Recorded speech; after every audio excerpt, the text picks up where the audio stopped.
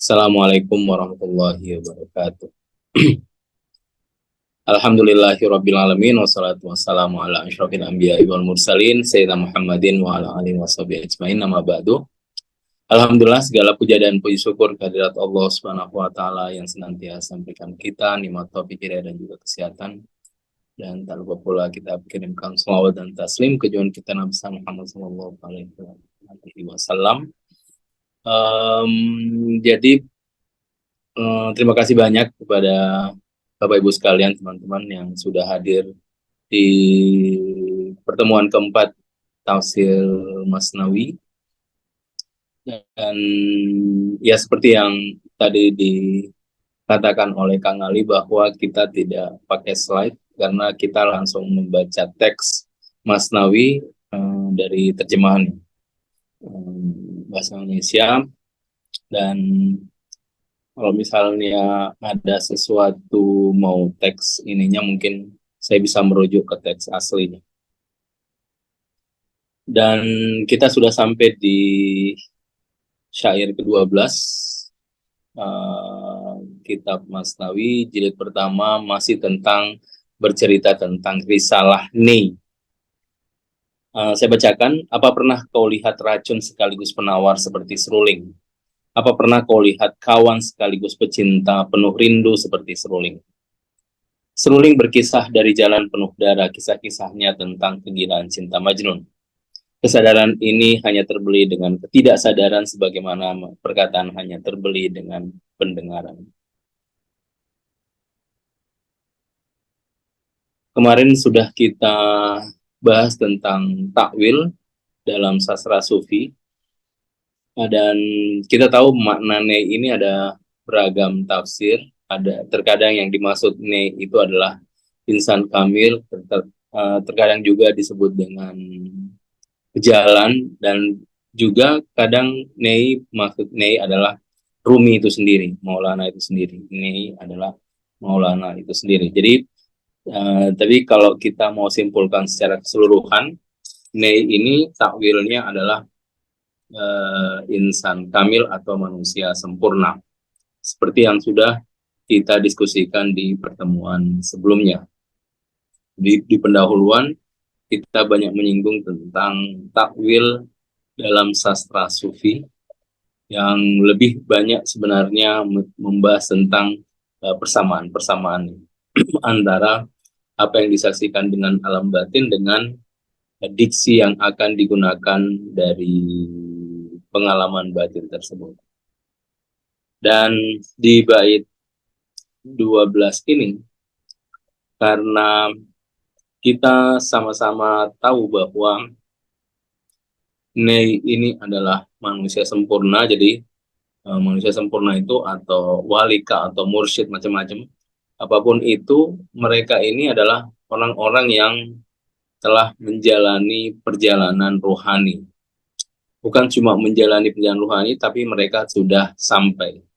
Nah, ketika mereka sampai, ketika kembali, mereka ingin membahasakan pengalaman batinnya kepada orang lain, untuk bagaimana orang lain ini pun juga bisa mengambil perjalanan dirinya menuju Allah Subhanahu wa taala. Jadi biasanya para mursyid atau pelaku rohani biasanya ingin mengajak orang agar orang lain pun seperti dia ingin punya dahaga untuk masuk ke alam batin. Nah, ini simbolnya yang sedang dia ingin selalu menjelaskan itu kepada semua orang. Nah, di bait 12 ini, kata Rumi, apa pernah kau lihat racun sekaligus penawar seperti seruling? Apa pernah kau lihat kawan sekaligus pecinta penuh rindu seperti seruling? Kalau kita maknai ne atau ne ini sebagai insan kamil, maka insan kamil itu adalah dia adalah manusia yang berjalan atau manusia yang hatinya sudah bertajalli nama-nama Allah Subhanahu wa taala. Jadi sebagai manusia sempurna pasti nama-nama Tuhan bertajalli ke dalam dirinya, atau nama-nama Tuhan telah telah aktif di dalam dirinya. Jadi semua manusia ini di dalam diri kita nama-nama Tuhan sudah ada, cuma aktif atau tidak itu sangat bergantung sejauh mana kita mau mengaktifkan nama tersebut. Nah, manusia sempurna adalah orang-orang yang melakukan satu perjalanan rohani sehingga mereka terkoneksi dengan nama-nama Allah Subhanahu wa taala. Sehingga bisa dikatakan manusia sempurna itu adalah manifestasi ilahi. Mereka semua adalah tajalli ilahi. Sehingga di dalam dirinya akan hadir sifat-sifat Tuhan. Nah, sifat-sifat Tuhan ini kan ada yang paradoks ya. Ada yang kaharia, ada yang lutf. Kaharia itu yang mendominasi, menguasai, yang disebut dengan maha perkasa, dan seterusnya. Nah, ada lagi yang satu yang simbol dari jamal, keindahan, yang beri kasih, menjaga, dan seterusnya. Nah, manusia sempurna, dua nama ini juga aktif di dalam dirinya. Nah, sehingga kita juga akan melihat satu paradoks dalam diri insan kamil. Dia penyayang tapi sekaligus ini tegas, keras kepada orang-orang yang melawan, kayak seperti apa yang disifatkan Allah Subhanahu wa taala tentang Rasulullah. Jadi harisun alaikum bil mu'minina raufur rahim. Jadi dia terhadap orang-orang kafir dia keras, tetapi terhadap orang-orang mukmin dia sangat penyayang dan seterusnya. Dan ya ini simbol dari manusia sempurna karena mereka adalah tajalli dari Allah Subhanahu wa taala, dan karena Allah Subhanahu wa taala memiliki dua nama Jamal dan Jalal, kedua nama itu pun hadir di dalam dirinya. Jadi ini yang mesti kita lihat di dalam diri insan kamil ya. Kadang kita melihat insan kamil itu yang di benak kita itu hanya Jamal saja, kita menafikan Jalalnya. Atau ada yang orang melihat itu Jalalnya saja, dia tidak melihat Jamalnya. Padahal sebagai insan kamil, karena dia adalah manifestasi ilahi, nah di dalam dirinya pasti ada dua nama. Ada Jamal, ada Jalal. Ada Jalal, ada Jamal. Karena dua nama ini tidak pernah terpisah. Nah, dua nama ini menjelma di dalam diri manusia sempurna. Seperti itu. Jadi, apa pernah kau lihat racun sekaligus penawar? Yang maksudnya dia tajalli kaharia, yang mendominasi, menguasai, dan seterusnya. Nah, dia sekaligus tajalli dari Jamal. Jadi, memang sejak awal Nei ini disimbolkan sebagai manusia sempurna. Dan manusia sempurna ini adalah tajalli dari ilahi. Nah, seruling berkisah, saya baca bait 13. Seruling berkisah dari jalan penuh darah, kisah-kisahnya tentang kegilaan cinta Majnun.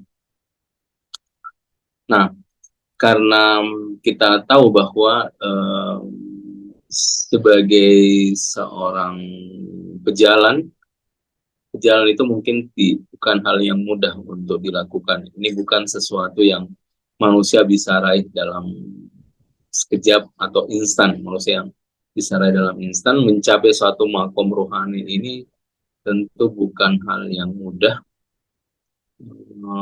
Manusia harus istiqomah, konsisten, dan seterusnya.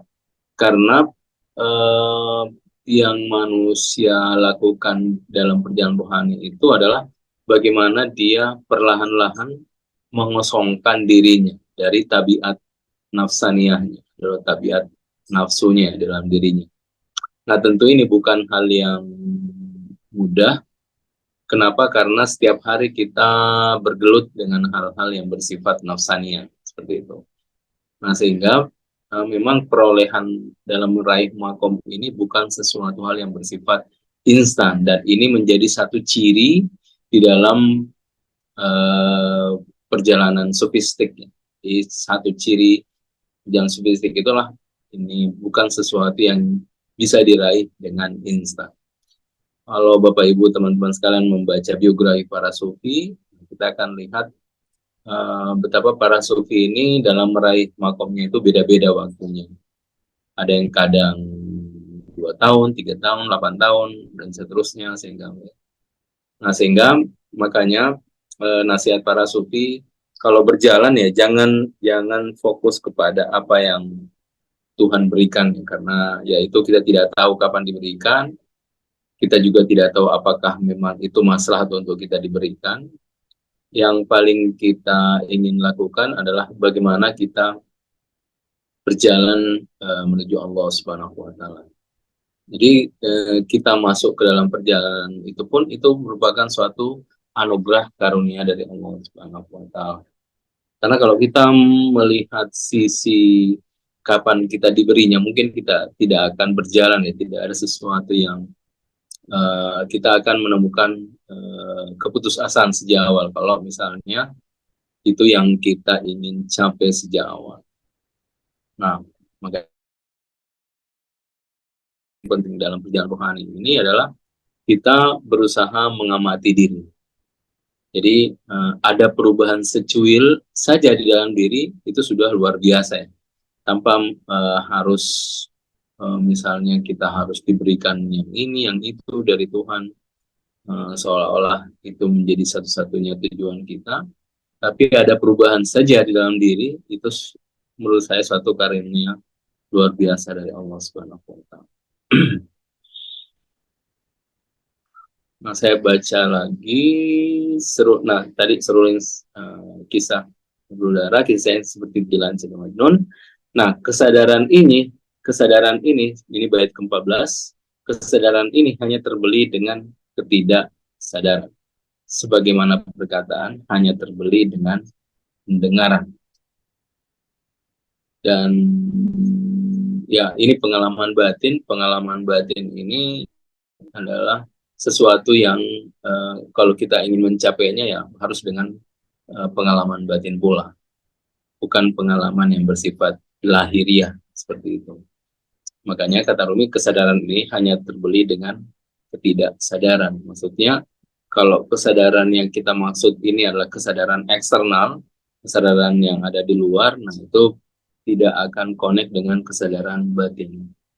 Makanya untuk kita bisa memperoleh kesadaran batin ya, kita pun harus mengaktifkan kesadaran batin kita. Jadi dalam bait syair yang lain, ada satu syair Hafiz yang saya hafal, Mujarrad Show atau Mujarrad Bibin. Ini dalam bahasa Persia, Mujarrad Show atau Mujarrad Bibin.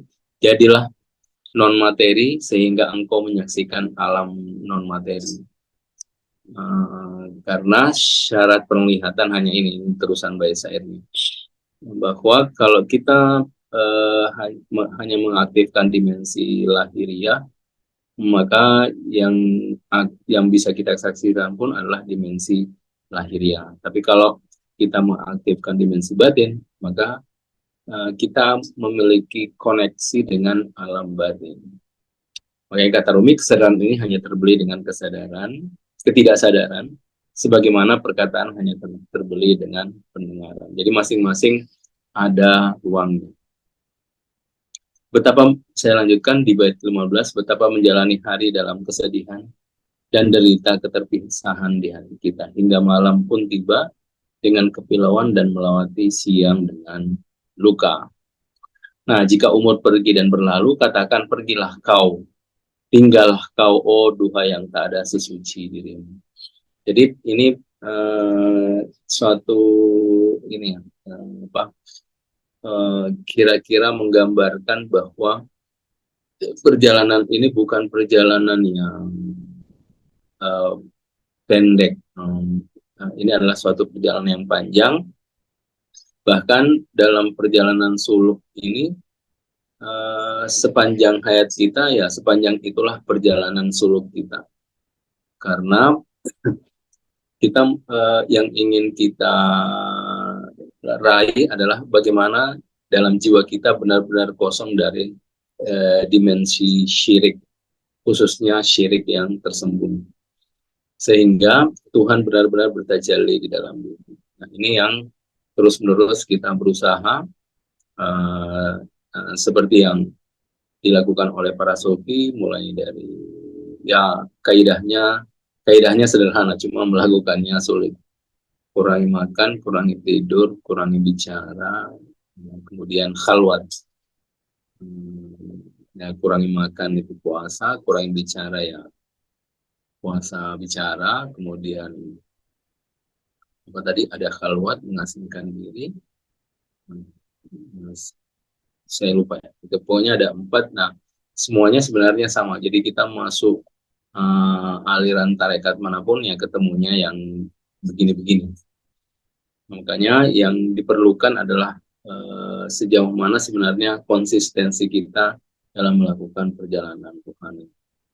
Jadi betapa menjalani hari dalam kesedihan dan derita keterpisahan di hati kita, hingga malam pun tiba dengan kepilauan dan melalui kesian dengan luka. Ini rintihan Ne yang terpisah dari rumpun bambu. Nah, sehingga jika umur pergi dan berlalu, katakan, pergilah kau, tinggallah kau oleh duha yang tak ada sesuci dirimu. Kenapa? Karena cita-cita para sufi ini adalah bagaimana dia terhubung dengan, terkoneksi, menyatu dengan Tuhan. Jadi kalau tidak ada dimensi penyatuan itu, maka ya kita menjalani usia ini sia-sia karena tidak ada usaha untuk bagaimana kita sampai ke singgasana ilahi. Nah, saya selanjut ke bait 17. Siapapun itu, dahaganya sirna dengan air, kecuali ikan. Apa nilainya melewati hari-hari tanpa terikat denganmu? Hanya berakhir dengan kesirnaan. Jadi ini satu takwil yang sudah kita bahas sebelumnya. Seringkali Maulana menakwil lautan itu dengan Tuhan, kemudian ikan itu sebagai hamba. Makanya siapapun itu dahaganya sirna dengan air kecuali ikan. Jadi ini terkait dengan bait sebelumnya. Hamba itu dia senantiasa rindu kepada Allah Subhanahu wa taala. Jadi ada cinta ilahi yang hadir dalam dirinya.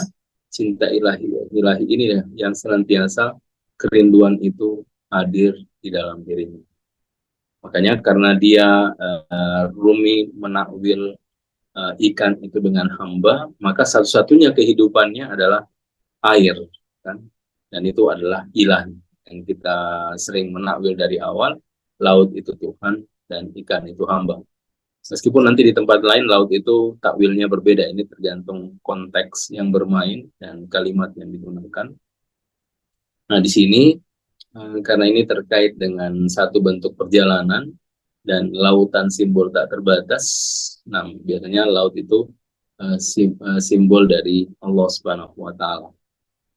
Jadi dahaganya sirna dengan air kecuali ikan. Nah, apa nilainya melewati hari-hari tanpa terikat dengan, hanya berakhir dengan kesirnaan. Kesirnaan ini dalam pemanaan semuanya fata morgana.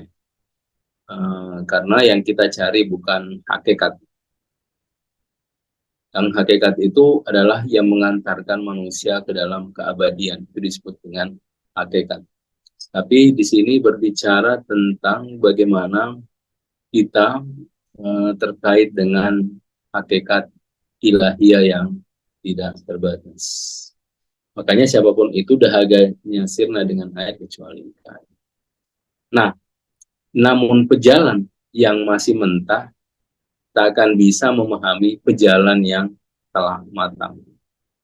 Lebih baik kita persingkat perkataan ini. Wassalam. Ini bait 18 Maulana Jalaluddin Rumi di bait ke-18. Namun pejalan yang masih mentah tak akan bisa memahami pejalan yang telah matang. Lebih baik kita singkat perkataan ini, Mas. Jadi di sini mau ingin menjelaskan lebih jauh. Nah, cuma ini seperti dia kayak ngerem ma'rifat untuk pelan-pelan menanamkan ma'rifat itu ke dalam benak kita. Gitu. Dan kita akan sering sekali ketemu dengan kalimat seperti ini. Perjalanan yang mentah atau biasanya cukup sampai di sini saja, nanti perkataan ini sangat panjang dan seterusnya. Ada sering kalimat-kalimat seperti itu. Dan ini seperti, karena ini bentuknya pengalaman, jadi seperti masih ada sesuatu yang ingin disampaikan, tetapi dia sengaja untuk berhenti sejenak dan kemudian nanti masuk lagi ke tempat lain di bait-bait yang selanjutnya. Kita akan sering menemukan kalimat-kalimat itu kalau kita membaca Masnawi. Nah, pejalan yang masih mentat akan bisa pejalan yang sudah matang. Jadi ada yang pemula ya, dan ada yang sudah sampai kepada makom. Nah, yang yang belum sampai tentu sulit untuk memahami apa yang telah dicapai oleh orang-orang yang sudah sampai di singgasana ilahi. Ya, tentunya begitu karena ini adalah perjalanan batin. Yang batin, jadi semakin batin, maka marifat seseorang itu akan semakin bertambah. Jadi kalau di luar ya kita hanya melihat dimensi luar, tapi kalau kita masuk ke dalam, tentu marifat kita akan bertambah. Nah, sehingga semakin batin perjalanan seorang, semakin tenggelam dia, maka marifatnya akan semakin bertambah. Karena pengalaman dan pengalaman, dalam pengalaman itu tentu banyak hal yang dia akan saksikan. Nah, sehingga di sini masuk kayak ini, seolah-olah Rumi berhenti dan kemudian memberikan nasihat. Nah, di bait 19, nah, lepaskanlah ikatan-ikatan itu dan bebaskanlah dirimu. Sampai kapan engkau terikat dengan perak dan emas? Jadi hubungan antara murid dan mursyid, mursyid kepada muridnya itu seperti hubungan anak dengan bapak. Makanya kepada murid itu biasanya dipanggil anak. Makanya kita bagi seorang guru, seorang mursyid, kita biasanya disebut dengan bapak, disebut bapak ideologi, bapak yang secara pemikiran kita mengikutinya, pemikiran, tingkah laku, dan macam-macam biasanya kita taklid dan patuh kepada seorang mursyid. Sama dengan seorang anak yang patuh pada orang tuanya. Apa yang orang tua katakan, ya kita patuhi. Makanya hubungan seorang murid dan mursyid itu disimbolkan dengan hubungan seorang ayah dengan anaknya. Makanya banyak sekali akan kita temukan syair-syair bait Maulana dengan panggilan nak. Karena kita tahu syair Maulana ini dalam Masnawi ini ikut dua muridnya beliau ya, Usamuddin dan Chalabi. Nanti itu panggil nak dan nak, lepaskanlah ikatan-ikatan itu dan bebaskanlah dirimu. Sampai kapan engkau terikat dengan perak dan emas? Jika air laut kau tuangkan ke dalam kendi, betapa banyak air yang mampu tertampung. Mungkin hanya bisa dihabiskan dalam sehari. Ini menjelaskan tentang dimensi materi ya. Jika air laut kau tuangkan ke dalam kendi, berapa banyak air yang mampu tertampung, mungkin hanya bisa dihabiskan dalam sehari. Nah, ini simbol bahwa sebesar apapun dunia materi yang kita dapatkan, jadi misalnya sebesar gunung ya, kita yang bisa kita habiskan yang masuk dalam tenggorokan. Nanti ada syair-syair seperti itu. Mata orang-orang rakus takkan pernah penuh. Ini bait ke-21. Mata orang-orang rakus takkan pernah penuh. Benar. Jika kerang tak pernah merasa cukup dari air hujan, kerang tak akan dipenuhi mutiara. Nah, ini keyakinan orang-orang dahulu di masa Maulana Jauddin Rumi tentang bagaimana mutiara itu bisa ada dalam kerangnya. Nah, mereka menjelaskan ada musim hujan tertentu, ada hujan dalam spesifik tertentu. Kerang ini mengenali itu, jadi ketika hujan, tidak semua hujan kata pada ini ya pengetahuan pada masa itu untuk menjelaskan fenomena mutiara yang ada dalam kerang. Jadi dia menjelaskan ketika hujan, kerang ini naik ke atas dan membiarkan hujan itu masuk ke dalam tubuhnya, ke dalam kerang. Nah, ketika air hujan itu masuk, itu perihnya luar biasa yang dirasakan kerang, sehingga dia mengeluarkan air mata. Nah, air mata inilah menjadi mutiara. Ini keyakinan orang dahulu. Apakah benar atau tidak, wallahu alam. Tapi begini orang-orang dahulu menjelaskan tentang mutiara itu. Dan nah makanya yang menarik bahwa ketika dia membuka, dia tahu kadar yang masuk ke dalam air hujan yang masuk ke dalam kerang, ke dalam tubuhnya. Jadi ketika pas ya sudah dia akan tutup. Makanya kata Maulana Rumi, jika air laut kau tuang ya, mata orang-orang kus takkan pernah penuh. Benar, jika kerang tak pernah merasa cukup dari air hujan ini. Jika kerang tak pernah merasa cukup dari air hujan, kerang tak akan dipenuhi mutiara. Kalau dia melewati kadar batasnya, dia tidak akan jadi. Jadi kerang itu tahu berapa kadar yang akan masuk ke dalam tubuhnya sehingga dari air hujan itu bisa membuat mutiara. Ini keyakinan orang-orang dahulu. Walau alam apakah sesuai dengan sains sekarang atau tidak, saya tidak tahu. Tapi ini terekam dalam puisi-puisi Maulana Jamrumi. Jadi kalau kita membaca Masnawi, kita akan mengenal bagaimana pengetahuan masa itu ya, baik dari kedokteran, kemudian dari ekonomi, dan seterusnya. Karena Rumi seringkali mengutip itu dan dimasukkan sebagai contoh dalam syair-syairnya. Diambil semua itu dan dimasukkan. Nah, makanya ada sebagian yang sudah tidak digunakan lagi secara pengetahuan. Ada yang masih digunakan sampai sekarang ini. Tapi Rumi tidak sedang menjelaskan itu semua. Maulana sedang menjelaskan tentang makna-makna sufistik ya. Dia sedang mengajarkan tentang kaidah-kaidah sufistik melalui syair-syair yang beliau ramu dalam bentuk kisah-kisah. Makanya bentuknya masnawi. Jadi syair-syair yang panjang yang biasanya digunakan dalam kisah-kisah. Dan kita tahu bahwa semua masnawi ini semuanya tentang kisah-kisah. Oke, saya baca bait 22.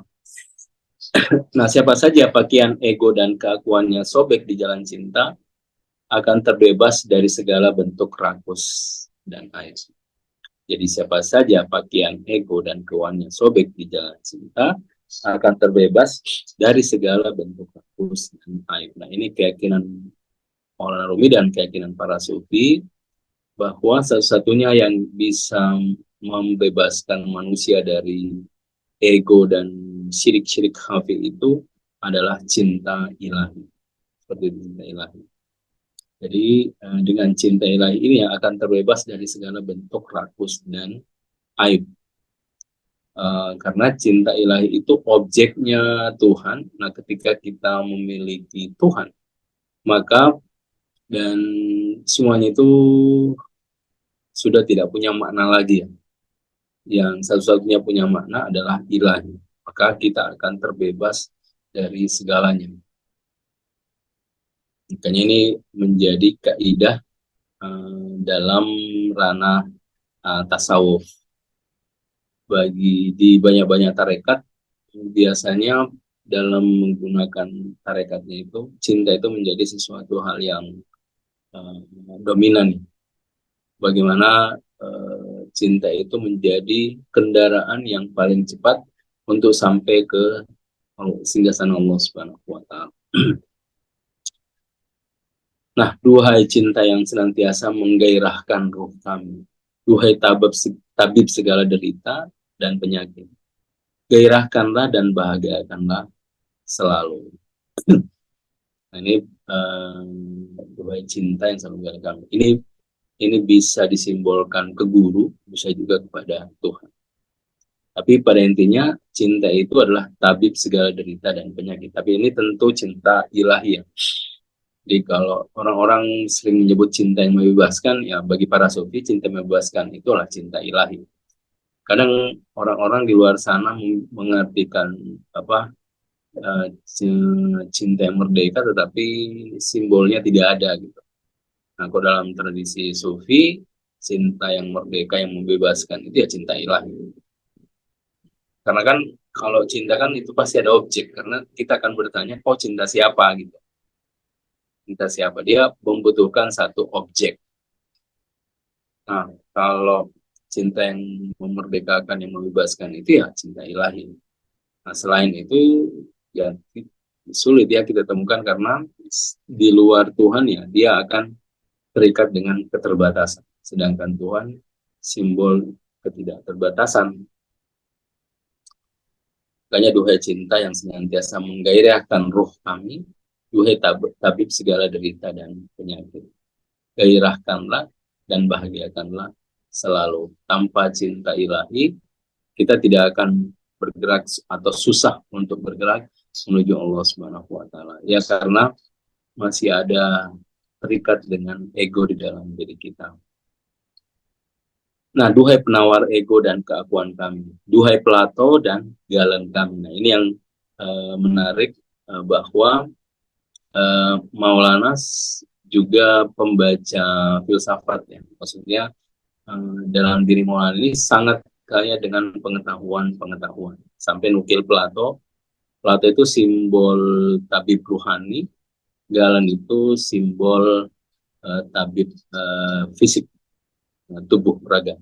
Nah, dua-duanya ini Yunani, Galen maupun Plato, dua-duanya ini akhirnya artinya Maulana membaca itu dan dia punya kekayaan secara pembahasan filsafat ya.